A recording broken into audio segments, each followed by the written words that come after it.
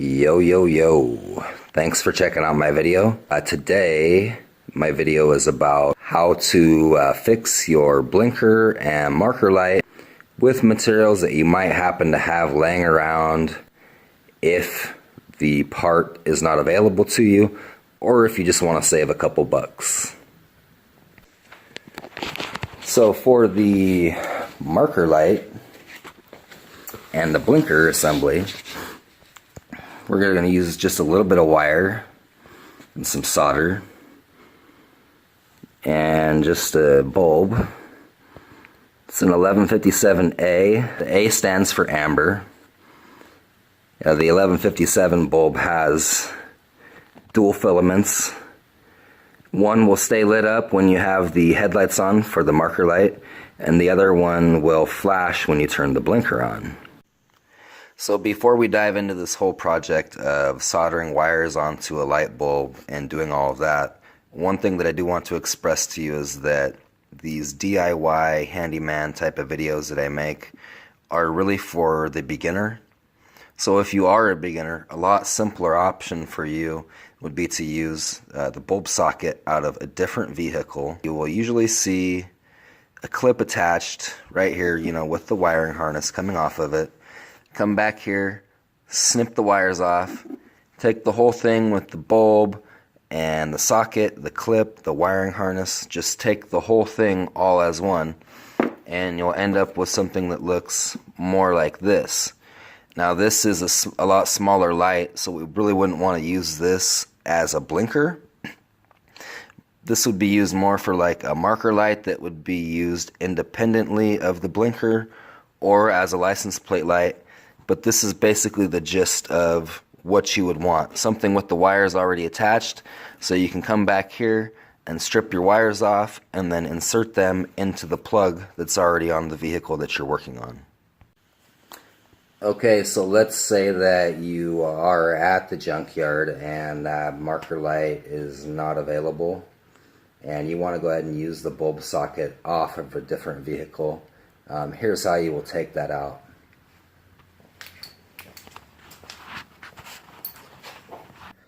Here's the wiring harness that we were talking about before and the bulb socket. Come back here, snip it off, grab a hold of this bulb socket and twist it to the left.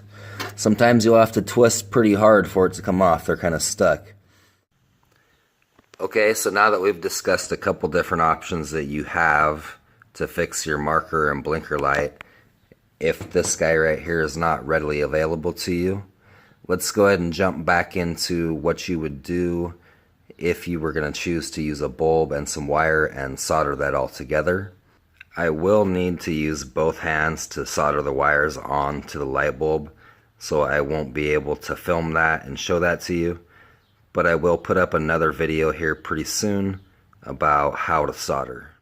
And what I'm going to do is I'll hold the solder and the wire together. That'll make it a lot easier. That way I don't have to clamp anything down. I can just stick it on there, get the soldering iron in there, and presto changeo, we will have a new marker light slash blinker. Okay, so I did make a little modification to my bulb holder just to make it a little more stable. A little bit of electrical tape and a knife did the trick. And there we go. Yeah, we got our ground wire on here. One of these will be flashing and one will be solid with the headlights. On your 3-prong connector, the middle will be the ground and the outside ones will be the power. Okay, so I already have the ground wire plugged in. Now the best way that I have found to do this is to twist the end of the wire and then bend it over just like that so that it's a little hook shape, and then when you push it in there it'll plug right in perfectly. I do want to mention one other thing as well. The bulb is not attached in the front yet, so essentially it's acting like the bulb is burnt out. When that happens, your blinker will flash twice as fast as it normally would. See, there's the right side. That has both bulbs in, so it has the correct amount of resistance. Now you know if your blinker comes on super fast, you know you have a bulb out on that side. I use quite a bit of extra wire. I always just tend to do that. Makes things a little bit easier. It's all hooked up. I'm just going to go up here, turn the headlights on. Alright, there's that. And I'll turn the blinker on. It's backwards. That's pretty bright, obviously. Barely blinking. And then when I turn the headlights on, you can't see it flashing. So those wires are backwards. I'll switch them around and it'll be perfect. And what I mean by those wires being backwards is that the two outside wires on that 3-prong connector are backwards. So the middle, remember I said, will be the ground. That's always going to be a ground on this type of connection on a 3-prong socket. So the two outside ones need to be flipped around. Alrighty, here we go. I switched the wires around. Let's go headlights on and blinker. Perfect. I'm showing you this part on the bench because I forgot to videotape what I did on the vehicle. Okay, now you have your wires hooked up the way you want. You know that your blinker is working properly. The next thing that you might want to consider doing is securing that bulb in there so it's not banging around and getting broken or coming unplugged. A pretty simple solution for this is to find a hole that's in there already. If you can't find one in there already that's convenient to use, you can go ahead and drill a small hole. It's going to be covered up by the new part anyways, and nobody will ever know the difference. So find a good hole, wrap some wire through that hole a few times. I went ahead and did it 3 times just to make sure it's nice and sturdy, nice and secure. That's not going anywhere. Go ahead and twist your wire up, something like that, so that it's a little bit more sturdy. It's a lot stronger when you twist it up than just having the strands of wire standing straight up. Take the extra wire that you have and wrap it around your bulb, something just like that. That'll be perfect to hold it in there. Now this is obviously not the bulb I showed you earlier with the wires soldered onto it. You may also notice it's a little bit more of an orange color as opposed to being the amber color bulb that I used. This is a bulb that I took that was clear and I used some orange spray paint. So you can always do that too. If you have some clear bulbs, the 1157 that are clear, then you can just take a little orange spray paint, hit them up real quick, and bam, you have an amber bulb.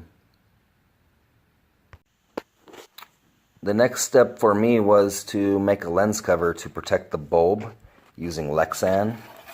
This stuff is extremely flexible. You might be able to find a scrap piece from a sign shop or a graphic design shop. I had somebody help me just to hold it on there and trace around to get the basic shape of what I wanted, and then trimmed it up a little bit to make some fine adjustments after that. If you don't have someone to help you, you can take a piece that's kind of long like this and use some painter's tape to stick it down to kind of hold it in place so that you can trace that out. So you might be thinking, well, I don't even know what Lexan is, I've never heard of that, or I don't have a chunk laying around, or I really don't feel like going and looking for that material specifically to finish my project.